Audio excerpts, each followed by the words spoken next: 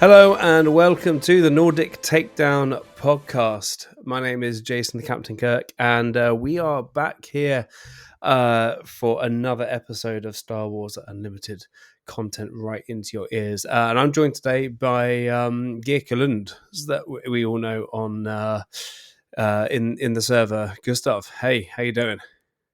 Hi, great to be back. Yeah.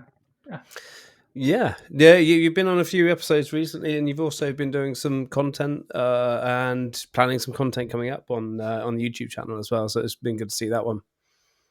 Yeah, it's fun doing both some YouTube and also streaming in the Discord. Has been a lot of fun.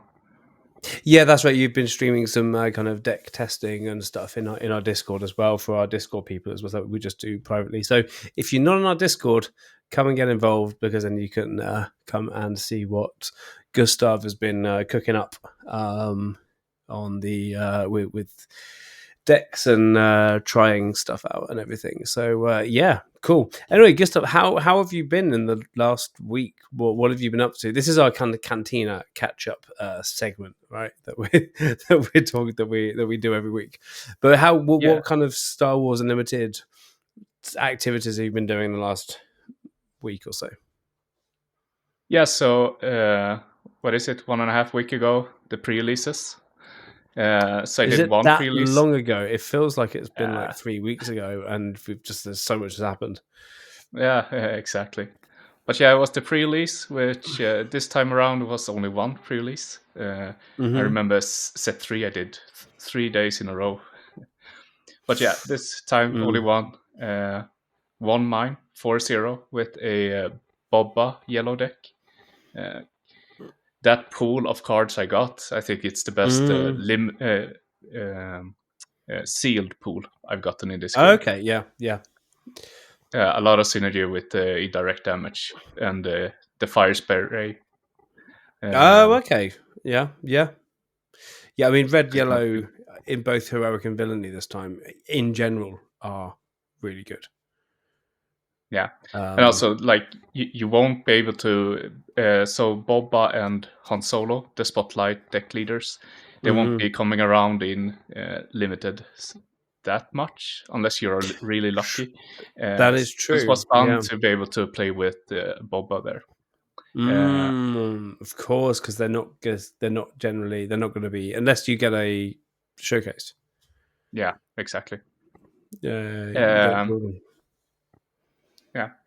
After the pre-release, we did a draft, the first draft in our set-long league in Gothenburg. So Okay, yeah. 2-1 there with a Rose Cunning. I think, Rose Cunning. Yeah, and Rose another good strong leader in limited, I feel. Yeah, I think so. Probably not in constructed, but in limited is where she could shine. Yeah. So those has been the times I played the last 2 weeks. But since we got our hands on the new cards, it's been a lot of sorting. Looking over what did I pull, where should I put it, in what drawer, which card do I want to use, which cards do I need to look for, which cards do I want to sell. It's a lot of that. Yeah, no, I'm right there. My desk right now is just covered in about 6 half decks. Binders behind me, just absolute chaos here. But it's a fun moment of the game. The new set, new cards. I'm not sure how do you collect? How I collect? Yeah, are you collecting to get the full set every time, or are you kind of collecting to get like just a couple of decks and then you buy cards to top up? Yeah, collected to be able to put together a couple of decks. I want to have like 2 to compete with, and then I want some decks that I can. If I can't have them finished, like at least it's just 2-3 cards to move around to have them be playable. But I like to have some casual decks laying around also, and also Twin Suns decks. But yeah, so set 1, I'm almost a full master set collection, 3 of every card. But that's the only set Okay. I will do But that. not like 3 normal, 3 foil, 3 hyperspace, No, no, no, 3. no, Yeah, no, yeah. no, Yeah. no. Oh no, no. I try and go for that for every set as well. And I'm only Yeah, a few away, and I've had to some of the popular cards I've had to trade away to get some of the cards I want for this yeah, set. For example, the Mauls, for example, from Twilight, and those kinds of things that other people want to have, so I can have something that they have. yeah.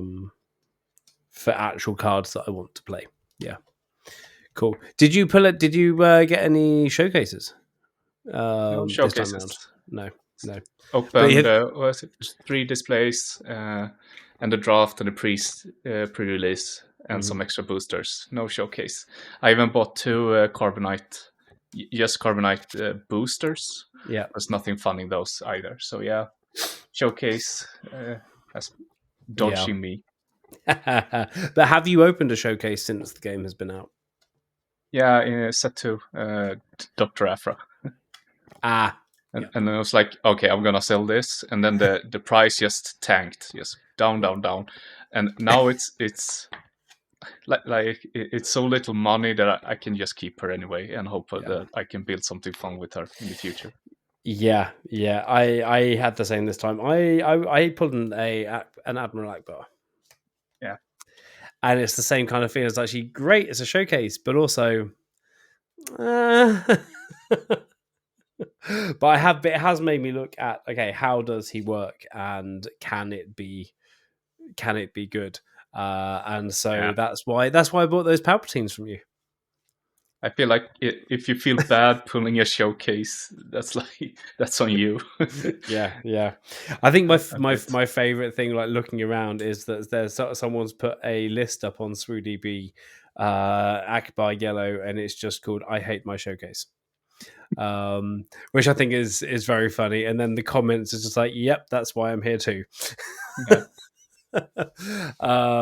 However, I've had some fun with an Akbar build in the last couple of weeks. yeah. A double yellow Akbar where you have Palpatine. I actually took it from the base was from Veiled Shots, from the YouTube channel from Veiled Shot, where he showed something. I was like, actually, this can work. And then there's some tweaking things there where it's all about you're not, most of the time you're doing your own, you're exhausting your own units to get more units. And Palpatine always brings them in. So actually, with you have Palpatine, the idea is you're getting 2 token units per turn. And then you can flood the board and hopefully go that way. And it's actually called. I've actually been doing okay playing with that in some test games. So it's not as bad as people think. And then you only really need to be exhausting your opponent during the end game if you Yeah. need to like exhaust their Devastator or any big thing that they put in by the time we get there, because you're not finishing the game quickly. Yeah, and I think it's important to state also that like these kind of more casual decks are awesome to play with. Yeah. Like Oh if yeah, you only play it's competitive, fun. you're missing more than half of the game because there's so many decks you can have fun with in a Absolutely. non-competitive environment. Mm. Yeah, And even like looking back, because now we've got rotation coming up. Even looking back and going, okay, what are the leaders that are going to be rotating out in a year's time? What can we get the most out of the leaders that we've had that we're not going to get? Maybe does Dr. Afra, for example, have more support this time? Probably not. probably not. My thing is, does Chewbacca have more support this time? The answer again is no. However, it's fun to explore, right? Yeah, It's fun to explore how things can work together and just play around and have fun with the game. And it's good to engage with the game in that way. yeah, And the game allows you to do that. So that's kind of roughly what I've been doing in the last week. Still missing some limited play, but I get to play tomorrow night. We're doing draft tomorrow night, which is nice because that's what we're talking about tonight, yeah. right? But before we get on to that, there's some, we have got a little bit of news. We're going to look at the some of the events list, just so that people are aware of some of the events and stuff coming out, or coming up, I should say. Some big events in Sweden, around the area, if you the ones that we know about, at least. In 2 weeks' time, or actually less than 2 weeks, a week on Saturday, there is in Malmö, there is a tournament on the 29th. The Malmö Game Week organisers are putting on a Star Wars Limited tournament. So get your tickets there. It's Spelathus is the location. We're going to be streaming it, so Victor's going to be streaming that as well. So if you can't make it, you can follow along there. But get down. The prize, they've got some pretty good prizes down there. It is the same weekend as the Milan sector qualifier. That's the 29th and 30th of March. But if you can't make it and you want to go and play, go and get there, and we'll put the link in the show notes. Yep. Following on from that, something a bit more local to us, well, local to me, but kind of local to you, Gustav, because you've made up to Quiver a few times. Malatorsk are having their Cantina Brawl 3 on the 12th of April. So this is their big unofficial tournament that they're doing. So come down and get involved in that as well. 12th of April, and they are always really, really fun. As well. So Quivda is really easy to get to. Stockholm, Gothenburg, trains go from there. If you come up from the south, come down from the north, you can always get to Quivda. Right. Actually, highly recommend going to both if you can. Definitely, yeah. If you can, definitely, try and get to both, and we will be streaming that one as well. So that will be the case, and we may even be doing some streaming for the Cantina Brawl on the site. So actually casting and everything from the site. So we're trying to work out how that is working. So. There we go. Other news, Gustav, you've had a little look at what's been coming out of the streams.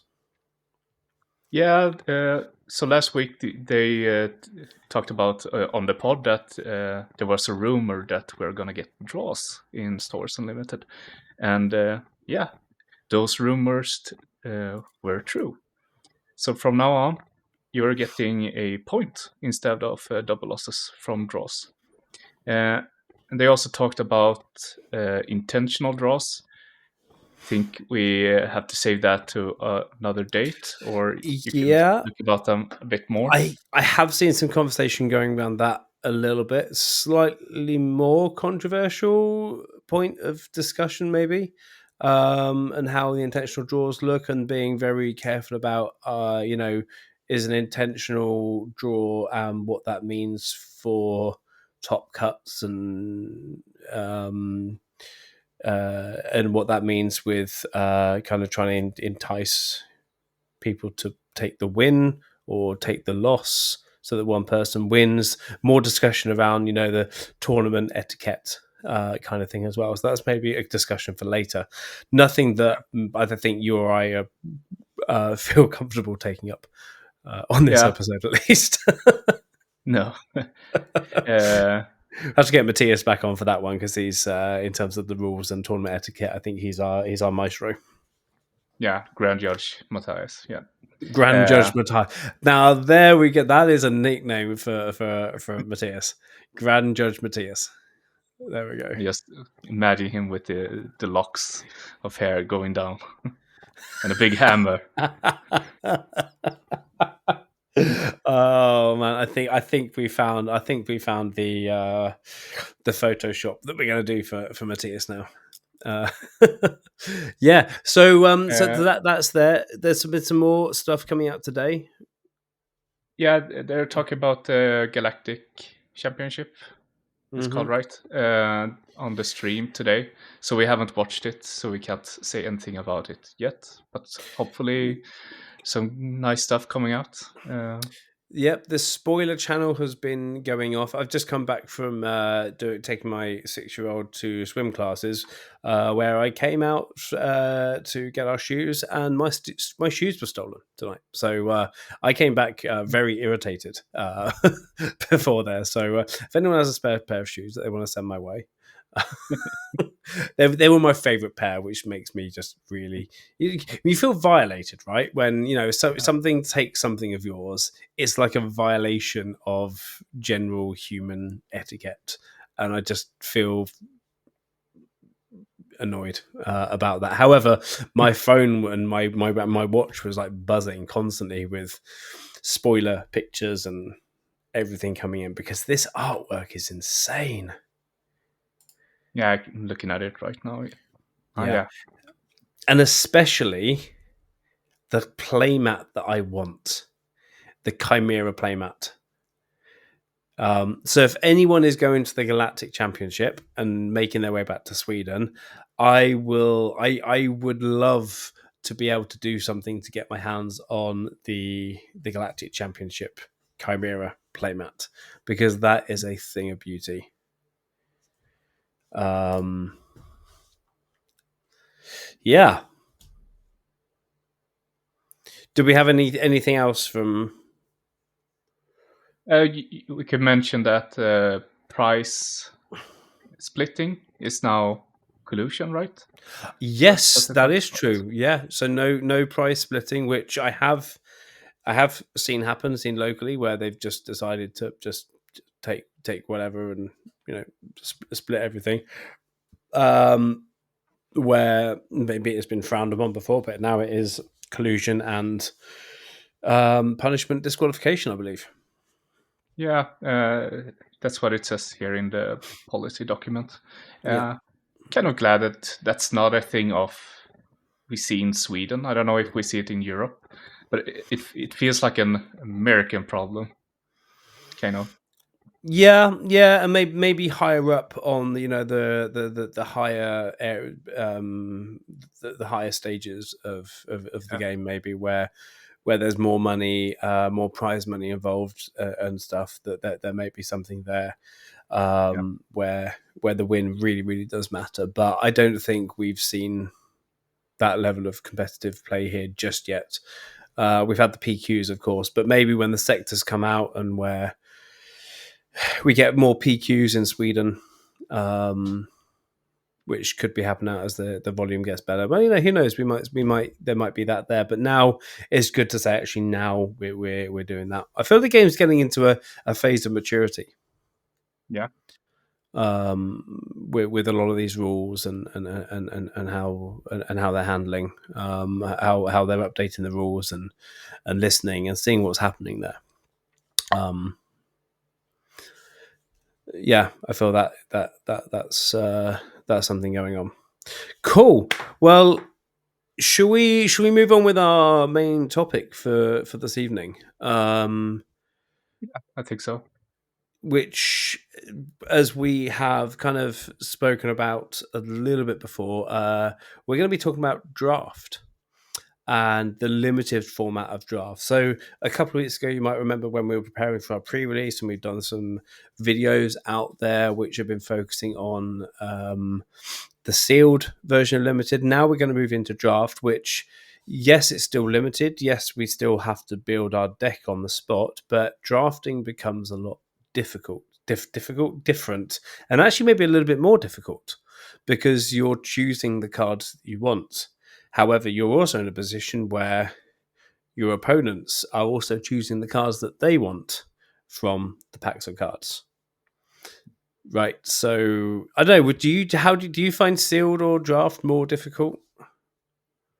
So draft is a lot more harder to master, I would say. Mm-hmm. Since there are so many things you have to be considering during a draft. While Mm-hmm. sealed, you pick your six, you get 6 packs, and you build your deck from that. And oftentimes the deck builds itself in regular sealed, Mm-hmm. Yep. because after Agreed. you can only have one or two pairings of colors to get those 30 cards, whereas in drafts. it's much harder. Yeah, no, yeah, completely agreed. I've had choosing the cards, trying to build around what you're doing, and not get locked out of a choice that you make early on is the difference. So the way we're going to do this, what we want to end up with today is to give you our wonderful listener some kind of guide as to how to improve your draft experience and drafting your deck. And so we're going to go through the drafting process and look at the points of going right now. This is what happens at the first time. These are decision points. How do we make these decisions? What kind of cards do we need to look at? And what cards can we save to the end? What do we need to focus on? Because drafting in Star Wars Unlimited is a very unique experience when it comes to draft. I've drafted Flesh and Blood, and that was my first experience of drafting, and that was very different because no one knew what you were picking. Right, no one knew Flesh and Blood. Like no one knew the hero that you were picking. So you kind of just had to kind of know how a pack was built up. Now the leaders are public knowledge, because for those of you who have never done a draft, and we understand that people listening here you may have never done a draft. What happens when you do the draft is you open all 3 packs, but you don't look at the cards. You take out the 3 leaders of each pack, and then and the bases, because the bases are come out of the pack, and then you draft your leaders. And so you pick a leader, you pick one of the 3 leaders that you pull out of your pack, which at that point, that is your first decision point. Because out of your 3 leaders, you could have all villainy leaders. You could have all heroic leaders. You could have all leaders in the same color. So you need to kind of think, or you might have a wide range. And so you kind of need to think about, okay, which leaders do I pick? That's your first decision point. What would you do there? Like if you did pick similar colors, similar like villainy, heroic in that moment, what would you do there? So what you want to end up with after the leader draft is 3 different colors and 2 villain or 2 heroes and 1 villain / hero. Yeah. So you don't want to lock yourself into only 1 or 2 aspects. So what you do is you look at the person who's going to pass you. What does he have? And like if he has all villainy and you only have 1 villainy card. No, I mean 1 hero card. You should pick your hero card because you're gonna get 2 villainy cards. So you don't you want to be able to switch around and decide later which way you want to go. Yep. And you can look to the person next to you and the second person next to you, because the last cards you're going to be getting those as well. Yeah. Yeah. But is that allowed to be public knowledge? I kind of feel like if I'm looking over their shoulder at the cards they're looking at, that I'm cheating a little bit away because I'm trying to see what's coming my way before I make my choice. It's open knowledge what everyone pulled. Yeah. Okay. Yeah. But we kind of should be passing them on at the same time that we do that as well. So that's kind of I guess a tournament etiquette to do, to make sure you're not like choosing yours before you see what your opponent is handing over to you. It's just when you have opened your leaders, you put them out, so that's the open information. So then you can like try and understand what the others have picked and see. And you also want to look at, like, let's say, so Darth Vader is an excellent choice in this set to draft. Yep. Super good leader. But around the table, you see Vaders everywhere. There's like 6 or 7 other Vaders. Maybe you're probably going to be getting another one. You're probably going to be given another Vader. You're going to get another one, and maybe it's going to be hard to. You can't Yeah, be the only one on Vader, because everyone else gonna pick good yeah, cards for Vader. So that's also like a thing to look out yeah. for. Maybe you see that you have a Luke, which is another great leader, and there are almost no other Luke. There one other Luke. Yeah, Hmm. then you kind of know that you might be alone to go after a deck with Luke. Yeah, yeah, absolutely, absolutely, yeah. And also going for leaders that like you know that are good with any pool of cards. Like for example, Yeah, Darth Vader, because he just creates TIE fighter tokens. Um, Rio gives Saboteur and plus when you attack, you can give +1 to something else. So he's not a bad one. Von Reg is a very good one. I found yeah, because Von Reg he also boosts. Um, yeah, he boosts cards as well, and gives you an advantage on attack. Um, yeah, yeah, Luke pings damage, which is really really useful. You know those the cards that aren't dependent on something. Thrawn is a leader I love in this set, but he does not fit limited unless somehow you can always pick out your when defeated things. yeah. Yeah, I think we can touch on the specific leaders and cards maybe a bit later, yeah, but oh, definitely, like yeah. where you want to end up after the leader draft is you want to have options. You Hmm. don't want three villains, you don't want three heroes, you want a mix, as many aspects as possible, and you want at least the leaders not to be the worst ones. Yep. But Yeah. yeah, if you manage to get three different aspect leaders, you're happy. You have started in a very good way. Uh, Yes. Yep. And then what we do is that we say we go into the right, so we draft into the right, we're sending our cards to the right. We then take our first pack and look through the cards of our first pack, pick a card and pass it on. And then we keep doing that until so we take the next pile, we pick a card, we pass it on, and then we keep doing that until the cards are left over. We do the second pack, but we go the other way, and the third pack we go the same way as the first pack. And so by the time you're left with 3 packs worth of cards in order to build your deck with, which is 45 cards. It should be um, 44. about 44 cards. Yes, 44 cards. Thank you. Um, so, but how we deal with those individual packs, I think, is very different because the first card you pick, or maybe the second card you pick, because my first card is always going to be the legendary or the the value draft if there is one. um, it's just like it doesn't even matter if I'm going to play it or not. You take the card that's going to be worth the money, I guess. But what's the first what in terms of building the deck, and say we have got our nice broad range of aspects with our leaders.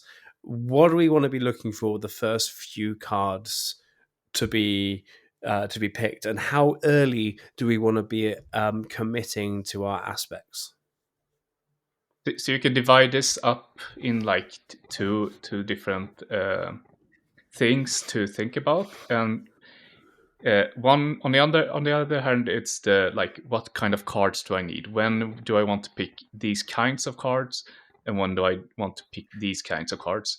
And then you also have the flow of how the picking goes. So if we start with just you have the first pack and you look it through. Um,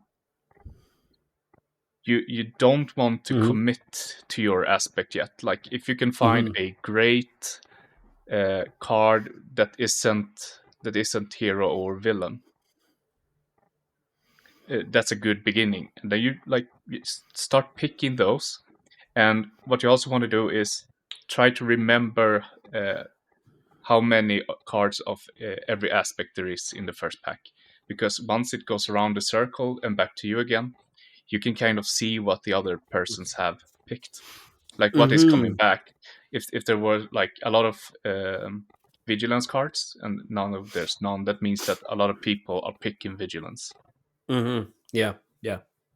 And what's good with you not committing yet is that you can always change later Mm-hmm.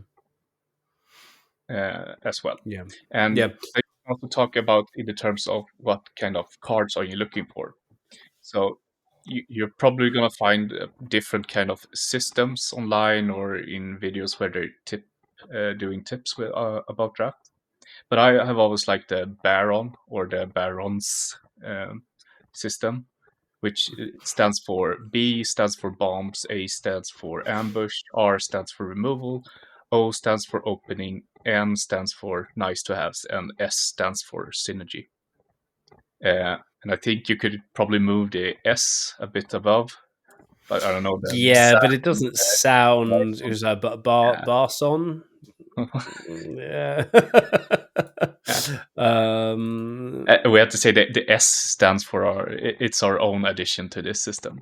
yeah, exactly. So we can put the S in anywhere that we kind of feel, but synergies are good if you find them, but Yeah, you're not necessarily always going to find them. So that's kind of your wild card thing that we can look at. For example, if you desperately wanted to go Thrawn, you're going to be wanting to look for those when defeated, for example, because that's a synergy it has. However, if there is just some good synergies actually going, this is just a really, really good thing that's happening here. I'm seeing all these cards. Then the second, third pack, you might want to go for those synergies. But before we yeah, get there, so we have bombs again, Baron, bombs, ambush, removal, opening, and nice to haves. yeah. So, Now, so what do you mean bombs by are what? bombs? Yeah, so bombs are high impact cards. You play it, Yep. something really nice happens. So planetary Uh, bombardment is a Planetary bombardment, classic bomb. Devastator. Yeah, Uh, it can be events, but also like can be cards that you just play them, then you try to win with those cards. Can be yeah, part of your win con, but like big stuff. And then we move on to ambush, and that kind of explains itself. Uh, I mean, like for a card game, stuff happening when you play it is always great, and ambush is one of the best stuff in the game. Like, coming in absolutely. and removing something. If it doesn't die, you have probably gotten a 2-for-1 Yeah, with that card. yeah, yeah, So ambush is great. Removal also kind of self-explanatory. yeah, yeah. Car and cut. Again, units that can remove. You know, Yeah. Uh, um, so yeah, it's ambush cards are also kind of removal, but when speaking of removal, it's like more event like defeat this or deal damage to this. But yeah, you want some of those opening, so you want turn one cards to play. Um, mhm. I don't know why I Ratio. had this rule, but like 20% of your deck plus one has always been like, yeah, it's a good number. So that would be 7 turn one plays. 7 turn 1 place. Yeah. 7 turn Uh, one plays. Then yeah. you have And the odds are in your favor to draw yeah. in your opening And, hand with and, mulligan. we, and we're not just talking about 1 and 2 costs, because obviously some 1 and 2 costs mean nothing if you don't have anything to play them on. So we're talking units or responses. Yeah, there are some Uh, events that can create a token, especially in the two. In this set mm, and Twilight, we had those. yeah. But usually you want a unit in those. Yeah. And I think with jump to light speed, this you get a big advantage here, and I think this is why this is the most fun set so far to draft into, is because you have your pilots, which are both turn one plays or later game upgrades that you can play. There's a lot of diversity in how the deck can be built. So I really think that actually it's going to be a little bit easier maybe to find those now, but you can't leave it too late to find your openings, right? So you can't suddenly be left at the thing is actually I've got all of these mid-game cards and I've got 5 2-drops. Nothing to play because you're going to be behind before you even get to turn 2. So yeah, also moving on then to M, nice to haves. This is just good cards, cards with good stats, cards that you never feel bad about either resourcing or playing. I think it's good. Curve Yeah. cards. So yeah, so yeah, and then we had the S, and that we already talked about. Yeah, and the But these synergies are how too. you are looking for the cards, and then in the end, so the draft is done. Now you have, well, isn't it 14? It's 42 cards to build with, right? Plus 3 leaders. Yeah. So We could, so yeah, 40, because you got 16 cards per pack. 3 of them are bases, and so 42 cards. yeah. So out of those 42 cards, you're building a 30 card deck minimum. So what you want, like now we talked about the turn 1 play, so you want 7. Or if you go in like Swarm, you can have a bunch more, but yeah, at least 7 turn 1 plays. You want. So this is where this set is a bit different, but set 1 to 3, you wanted around like 4 to 6 space units or vehicles. I think you need to up that a bit. I haven't really, maybe 10 ground, 10 space, or maybe 12 space, 8 ground. It's a good number now. But you want both ground and space units. Yeah, I mean, it will be more space heavy, but as I realized with my pre-release is that a lot of people are going to be going space. It was especially in there because it's the new thing to do. You want to put your spaceships out and put pilots on because that's the fun thing, right? But games were won on the ground because you had all these ships, but then if you could surprise and actually start going ground before your opponent, then that's where you can push that damage through. So you can't go too heavy on space still. Yeah. Whereas You want to be able to answer both arenas somehow, but you could be leaning a bit more heavy into either. But yeah, and we also absolutely. shouldn't forget about that you need events in limited decks as well. Like if you go in very unit heavy, you can get around with 5-6 events, or if you want, like if you have more high impact events, you can go up to 10. But like 20 units, 10 events is a good ratio to use, and then you can thumb around it a bit, like even more units or less events. Probably not the other way around. Like you don't want more than 10 events, definitely. No, unless they are. I mean, event with indirect damage, especially indirect damage early game. People are going to be wanting to put that onto their base because they want to keep their board. So you're going to get indirect damage. You're going to get some early game base damage, right? So some of the events are pretty good here, but the events have to fit the units that you actually have. And I make this mistake way too often in draft is that I go, well, I can't choose, so maybe 33, 34, 35 cards in my deck is okay. When actually I need to be not afraid to just cut some cards because they don't fit with everything else that's going on. Just because if my curve is low, there's stupid for me to have a 10 cost ship in there because it's just good. Where I'm probably not going to be getting if I'm getting to 10 resources, I've lost. Unless my plan is to get to 10 resources. So don't be afraid to cut the cards that just don't fit because you in your 30 cards you want that to still be efficient.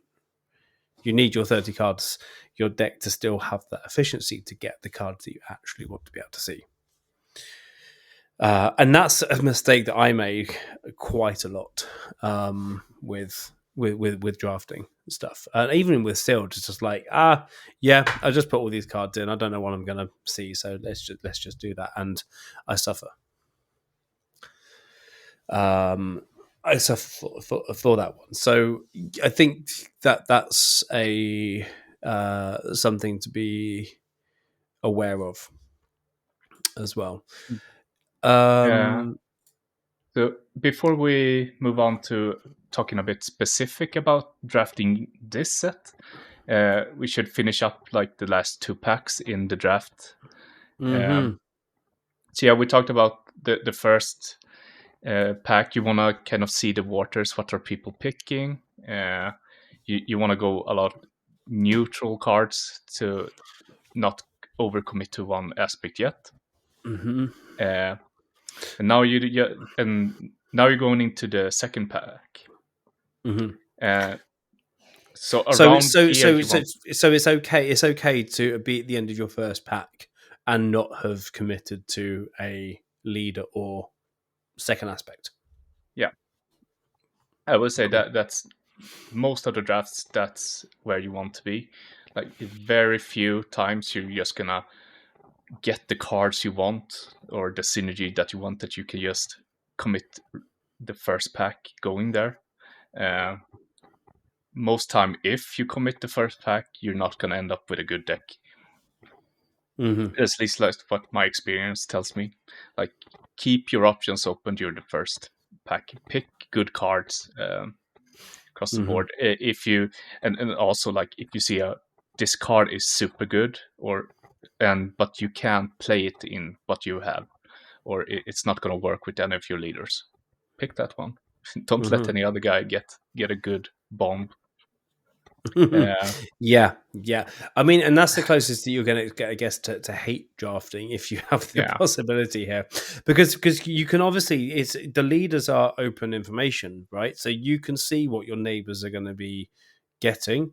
You can yeah, see what you're going to be passing on to your neighbor, and if you've got similar aspects, you probably want to take the card they may want if it's a good card for any one of their leaders, because you've got 12 to not use, yeah, right? So you've got nearly a third of your card pool to just that you're not going to use. So yeah, it's okay to take some yeah. Hate annoying. drafting is a real thing. Yeah, and Yeah, it's a good tactic. Yeah.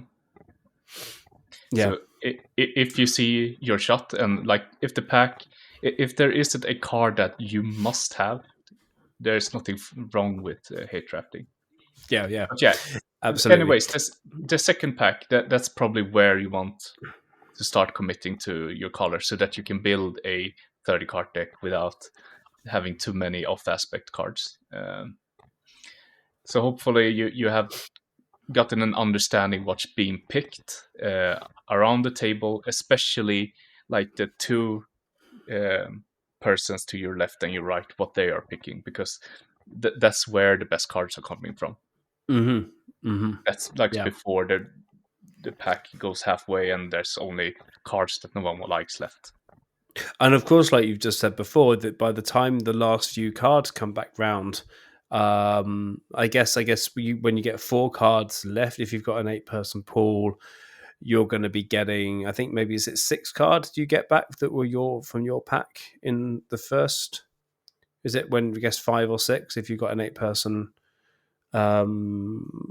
draft pool? Yeah. So when you get 5 or 6 and this is the pack that you got, you know that you need to be paying attention now to, okay, what is the aspect coming back? And then you kind of get to say, okay, the people that the packs are coming from, that's what they picked, or that's what they haven't picked, right? You don't want to fight too much Okay. you don't want to fight around picking aspects or the same colors, because No, like if too many are picking vigilance, you're just gonna get you're not going to have a very card pool. few of them Yeah. and yeah, a tiny card pool. So you want to try to get a aspect that get, Mm-hmm. where you get a lot of picks. Yeah. And it could be very different. Other people may have seen this already. So the second pack, you might see, because it's going to go back the other way around, you might see a different aspect coming back round. Yeah. as well. But by then, people, as you said, if people are doing this correctly, they would have started picking their aspect by then as well. So you get an Yeah. even bigger idea of what's going to be available in the third pack, if I'm not mistaken. Yeah, exactly. So, yeah, then you get to the last pack, and then you just want to finish up your decks. Hopefully, you picked some good bombs. Mhm. Like you follow the system somewhat, so you take in some of the bombs, the ambush cards, the removals. Mhm. Opening cards are usually pretty easy to get a hold of. Um, it feels like Yeah, I true. often get the last ones during the last pack. Mm. But yeah, the last pack you pretty much know what you're going to do, Yeah. and then you And if you just think, hyper focus on getting that. yeah, and you can count through the cards, the card pool that you have between packs as well. So kind of have a quick check. Okay, how much space have I got? How many units have I got? What's my cost? What's my? If you can just have a very quick thing, how many events have I picked up already? So that actually you know that unless Yeah. it's a really killer event, I shouldn't be picking up the second event. Yeah. So this is also important to at least mention, but I think the tournament regulation or the rules for draft says that you can't look while picking. No, You exactly. can only look between the packs. Yep. And when we're doing Important to casually, mention that. Yeah. like people do it. Does as long as you put your, I've done it a couple of times. As long as I know that which is the pack that I've got, then which is the pile coming round. Stick it to the side. That's the pile that I'm looking for, and switch through. But officially, yeah, you're right. You shouldn't do. And then also, you shouldn't have more than one pile waiting for you. If you're a little bit slow, or if the person next to you is a little bit slow in making their picks, if there's a pile waiting for them, you have to have the pile that you've just picked from in your hand. So Yeah. you have to wait. Otherwise, you can't have 3 or 4 piles like waiting for them to to pick there, because then people can get confused. But then we're not at a place with this game, right, where we have we're doing draft on a competitive level, like Flesh and Blood. As to use an example, they had drafting within their big tournaments. So they would do three constructed, 3 games of a 3-game draft pool, and then constructed again as the 9-game Swiss thing. We don't have that. So we don't have official competitive drafting yet. However, I think it's just good etiquette for gaming etiquette to not stress the people out, and any new players as well. So yeah, now we've done the picking, and I think we can move on to like drafting in Jump to Lightspeed. So we touched on it briefly. Like this is a much more space heavy set compared to the other ones. So you really Mm-hmm. want to be able to handle space in this set. Yeah, Uh, absolutely.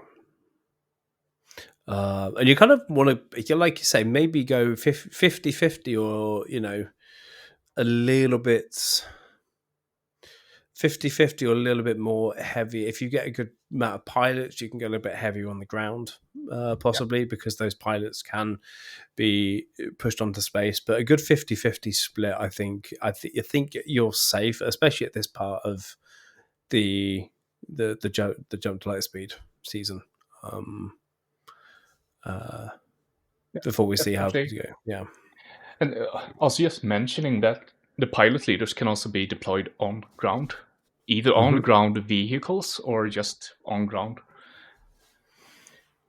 So I Yeah, don't think it's impossible to just deploy on ground and win by dealing damage there, arena yeah, dodging into there. mm-hmm. Uh, Yeah. I just want to point out also when talking about pilot that there isn't a lot of upgrade removal in the set. No. So pilot, if you can get a pilot on, that's super good. Mm-hmm. You have to pick other ways to deal with that. Yeah.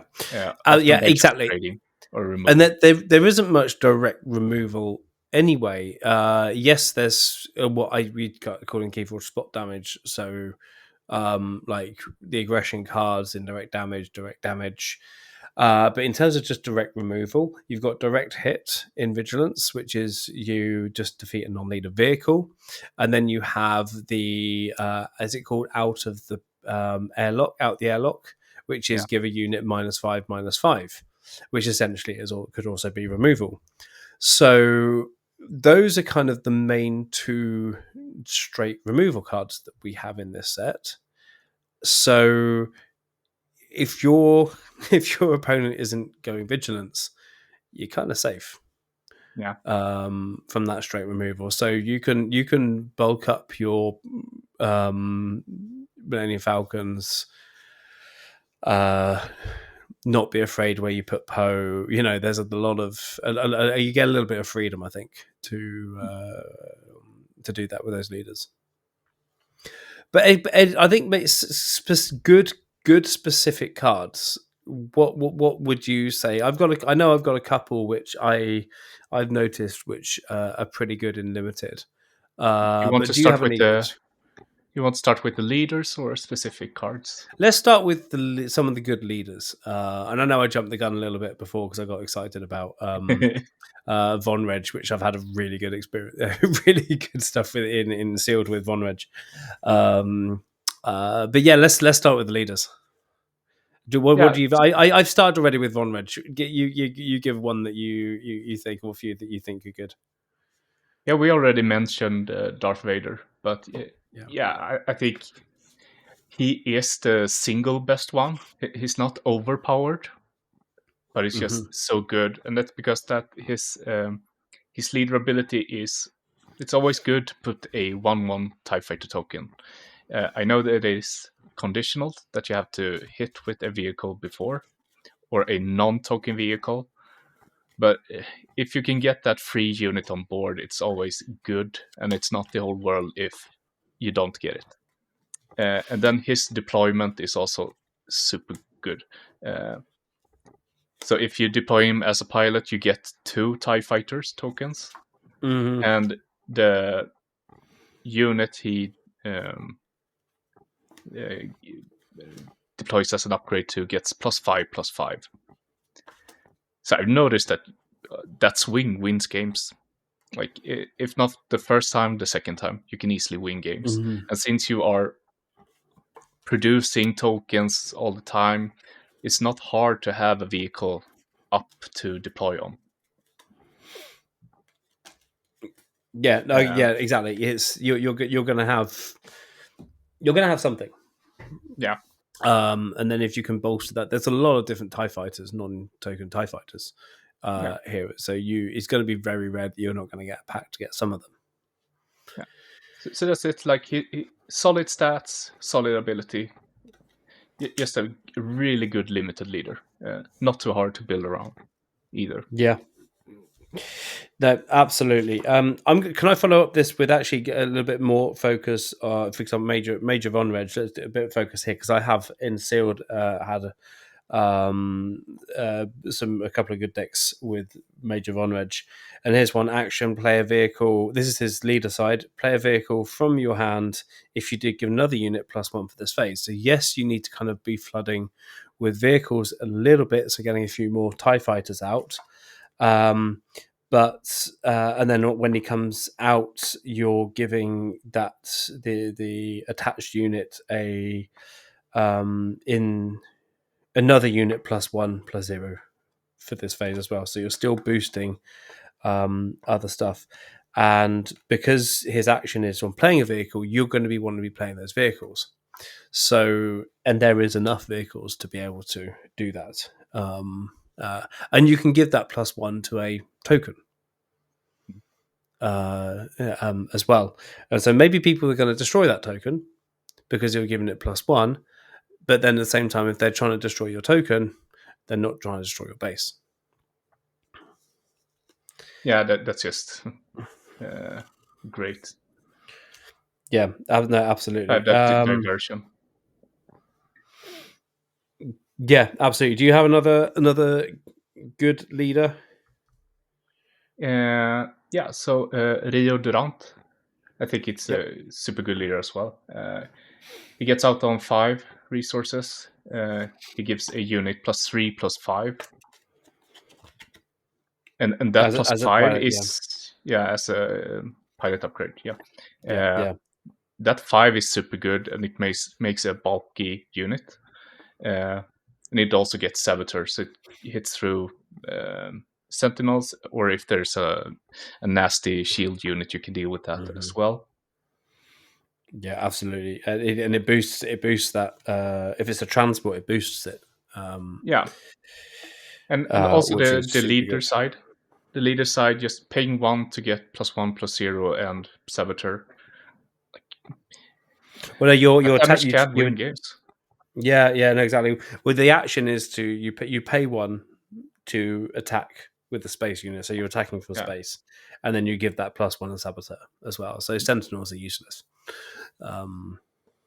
against the 4-armed monkey, yeah, um, which is and he's one of the good characters from Solo. Solo, a Star Wars story, which is a very underrated film. If I'm going to be honest, I do I have quite. to agree. I really really enjoy watching that film, but maybe a little bit because of Emilia Clarke. But then that's a taste thing. She's a really good British actress. Yeah.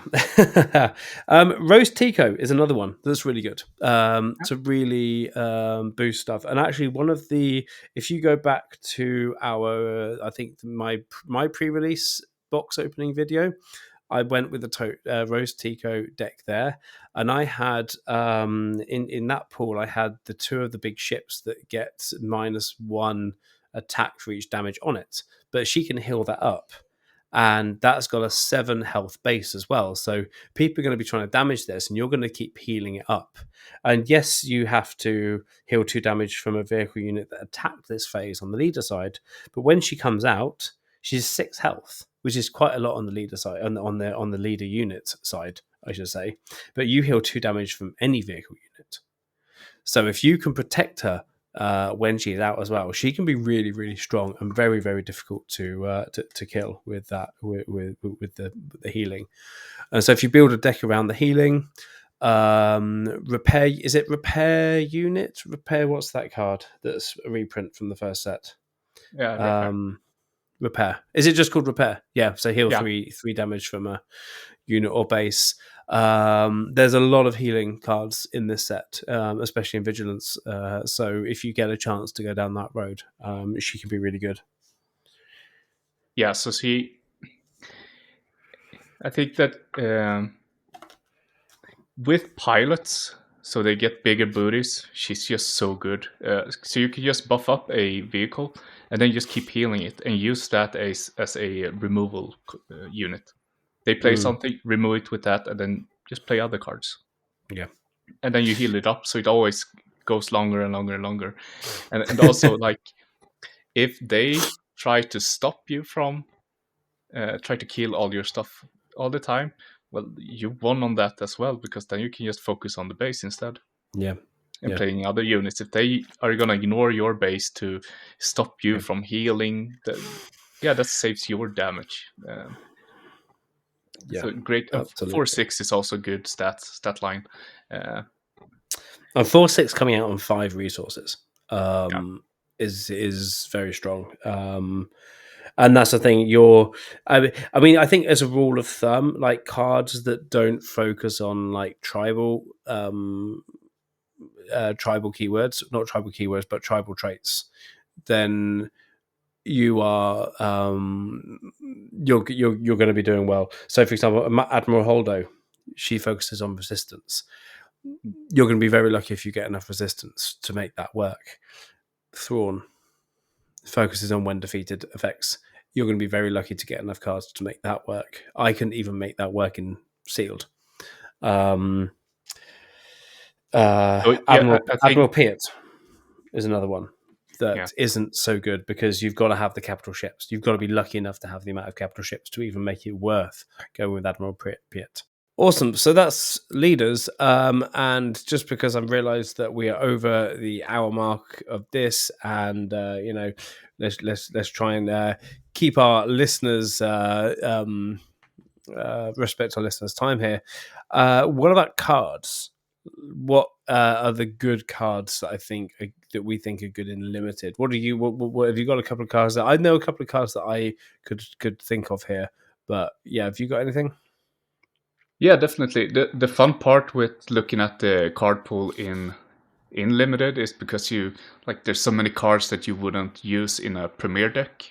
Yeah, So this is the format where you get to play with them and see how they work. absolutely. So like one of the first cards that I picked is Skyway Cloud card. It's a cunning 3 cost, and it has a when defeated effect. You may return a non-leader unit with 2 or less power to its owner's hand, Mm, and that's like it's just solid yeah.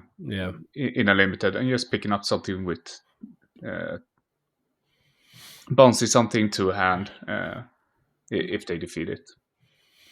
And Yeah, it's and just a regular it's common. yeah, because it's that early game conundrum, isn't it? Like the early game, you want to make the trade or the 2-for-1 trade off so that you have more units essentially after the first turn, or maybe the second turn. Yeah. But that means that, well, if you have that out, if they trade into it, they're going to lose their 2-drop. Yeah, and with a lot of tokens, the X-Wings and the TIE Fighters just get bounced And that as as well. well. Yeah, they just bam. Yeah, yep, definitely. My one that I thought was really good, and this was really good for me in the pre-release, and I actually think that it could not only be good in limited, but also it has a place in construct as well, and that's the dilapidated ski speeder with Biggs Dark Lighter. Yeah, Is it Biggs Dark Lighter? Because he gives that grit. And that is like a turn 2 hit for 8 or something crazy like that. If you haven't found another way to boost it as well, because you bring him out, you deal 3 damage to him. Biggs comes in, he's a 3 power anyway. Biggs comes in, gives him +2 plus the grit, and so that's a 8 hit on turn 2. If your opponent doesn't have any control, which is very likely that they won't. So it is that combo. You won't necessarily see it in the limited as much unless you get that lucky. But that ski speeder is a really, really good 2-drop. Or is it 3-drop? Isn't it? it's a 3-drop. Yeah. It's a And 3-drop, also, but it's still Biggs is also a good value pick. Yeah. Like he's a 3/4 on ground if you have to play him there. Mm-hmm. But he also Yeah. like depending on what kind of vehicle you put him on, he has an effect. So that's always good. Yeah. Yeah. Exactly. Uh, And again, like we've talked about leaders as well, but it's really good into like with Rose, because Rose can obviously heal the vehicle up as well. yeah. So that's a really good there. Like Rose is really, really good. Really good. Yeah, speaking of Rose, I like a combo I had on the draft last week was with the card Silver Angel. So it's just a 2 cost, but it has an ability that says when 1 or more damage is healed from this unit, you may deal 1 damage to a space unit. Yeah. So that if you can just put a That's really pilot on nice. it, get the health up, and just keep smashing and pinging damage, super Yeah. good value with Rose. But would I play it Premier? Probably not. Yeah. Yeah. Okay, another card. Another card. What card do you think is good? Another card that I think is good. So also another card that I played last week was the card called Barrel Roll. It's a 1 cost Love event. it. Yeah. Attack with a space unit. After completing this attack, you may exhaust the space unit. Also super value. It gives you 2 stuff like Yeah. lets you attack and lets you exhaust. That's always value. Yeah. Excellent. Yeah. No, definitely. Another one for me is Tarkin. If you get a chance to put Tarkin in any red deck, he gives +1 to vehicles and overwhelm. So Like if especially, funnily enough, especially it's really nice if you have a heroic deck or a deck with X-wings, because your X-wings go overwhelm. They're a 3 for 2 because they're +1 with overwhelm, so they can go into and survive, go through X-wings. No, it goes through TIE fighters, and you're doing 2 damage. So if you've got a lot there, really, really nice advantage that you get if you can drop Tarkin. It's Captain Tarkin, isn't it? The card's called. Captain Tarkin. Yeah, exactly. So that's that's another really good card, and just like those damaging cards, like those cards that the 1-drop, 2-drop damage cards, event cards that were just there's another one in Cunning that deals 2 damage to a droid, I think, or droid or vehicle, and then it taps it. Exhausts. Yeah.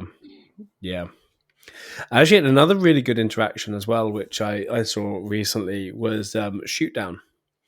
And I misread Shoot Down to begin with, but this is really, really big, a really good card in Limited if you get that chance, because the card says deal 3 damage to a unit. I think it's a space unit, and if that unit is defeated, deal 2 damage to a base.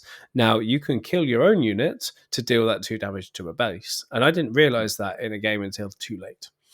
So it helps to know the rules. It really helps to read the card. Yeah.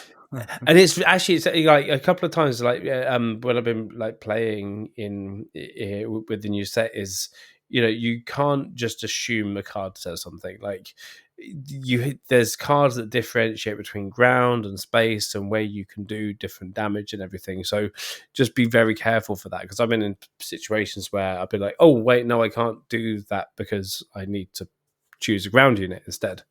Is it like air dominance, or I can't remember the card now, but where if you have more space units, you can deal 4 damage to a ground unit, and I tried to do that on a space unit before, things like that. So just be very careful reading the cards. Like I could talk about cards forever, but maybe just touch on like this is a fast format. Don't take too expensive cards. I don't think I've like, it's the Executor that's 11 cost, right? Yeah. So far I haven't played a limited game that went so far. No. So don't pick too many of those. Maybe if you're running some kind of Piet deck where you can get it out earlier, but it's not that good. But you need to have picked up enough capital ships if you get Piet as well. So it's very rare that you're going to. If you pick it, it's a good value pick because it's a legendary. So Leslie, I also want to mention since they confirmed that the card Swarming Vulture Droid, you see them more often in boosters.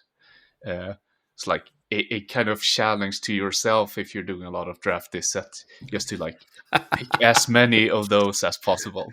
Imagine like picking 10 or 15. Yeah, it's 15 max copies, right? It's 15 max, but in a constructed deck. But the max of one card doesn't matter in Limited, because you can have more than 3 of a card. So you can have thing. So get in touch with us while you're drafting with Jump to Lightspeed. Give us like the most amount of. We want to hear what the most amount of swarm droids you can find. And the one who swarming vulture droids. And the one who managed to pick the most gets a hand painted card from Jason. I heard he paints them good. Yeah, I will do a another version of maybe not Huyang, but I can do another proxy as well. So that's the prize if you can the highest person by the time the next set comes out to draft the highest number of swarming vulture droids. Not the highest person. With the highest number of vulture droids, yeah. Yeah, that's what I meant. Yeah, it's getting late now. Cool. Well, let's wrap this episode up on that note, Yeah, and just like give ourselves a reminder of just a few tips here of how you can hopefully succeed at your next draft. yeah, And so you want to keep yourself open as yes. long as possible. Yeah, don't Um, commit to an aspect too early. Use the first pack to see what the others around you are picking. mhm. Uh, when you pick the leaders, keep your options open. You don't want all villainy or all heroism. Yeah. You want different aspects. Yeah, and I mean, if you're pushed into it, I think it's easiest to at least make sure that if you have to have like two of one color, at least try and have one heroic, one villainy, and don't lock yourself out of a third of the card pool. Yeah, and also make sure you have turn one plays. Mm-hmm. At least 7 of them units is pretty good. And a very specific tip for this set is pick more space. Uh, Mm. Which isn't difficult. no, there's a lot of Yeah, space. recent draft I played in, I found it. I've struggled to find ground units, enough Yeah, ground units, because I know I was going heavy on space. It is a space heavy set. It's going to happen. So it's kind of like with draft, you're flipping the tables now. and that's why this set is so much fun to draft as well. Like it's so different compared to the Yeah. 3 other sets, but the limited in this game is amazing. They've done a really good job at crafting the boosters to fit draft. Absolutely. Absolutely. Um, yeah, and I think and then just remember, like, your barons, um, bombs, ambush, Yeah. removal. Yeah, the bear bombs, ambush, removal, opening, Openings and nice to nice to haves. haves, and then we have the S, so the synergy. The synergy, which if you just get there as well. Yeah, so there we go. Good luck in your first draft, and the most important thing is just enjoy it, have fun with it. Don't take it too seriously, because it's a really it's really fun to draft this set. So if you haven't had the chance, try and find a draft. If you have drafted and you didn't enjoy it before, you will really enjoy the Jump to Lightspeed draft, because you get to see a lot of really good stuff. Yeah, So and what do we? and if you want to get even better at draft, we have a couple of videos coming that will go further in depth into drafting, like thematically around the draft, and also specifically for Jump to Lightspeed. So make Yeah, sure to look out for those on the YouTube channel. yeah, absolutely. This is going to be like an introduction of some of those videos. So we'll be continuing off this conversation going into the draft world as well. And Gustav, you've already started putting in work into what these videos are going to look like. So they will be out soon. Yeah. So make sure you find us on YouTube. Just search for the Nordic Takedown Podcast and you will find us. And we will even link it into the show notes and make it even easier for you. How about that? And if you're not already in our Discord, come and get into our Discord and join us. Gustav, you do streaming. And just streaming, playing with the decks and building decks and trying stuff out as well. And including that conversation. So just come and get involved in the community. It's a lot of fun. And since we're talking about draft, please send us your draft decks. It will be fun to see them. Yeah, I mean, send us a picture of the draft decks if you want to send us the cards. Absolutely, especially if you have legendaries, we will accept them. But just send us the pictures at least. And tell us how it worked, why it worked, what your experience was. Yeah, sorry, Gustav. I'm sorry. I shouldn't be so pedantic about how you say that, but it's always good to have a bit of laugh. Yeah. It's not often you're on the podcast with me, so you get the full experience of uh, That's me why they giving call you you those Fun hugs. Daddy. Yeah, that is why they call me Fun Daddy, indeed. On that note, let's call it a night and say, may the force be with you. Thank you all so much for listening in. See you later.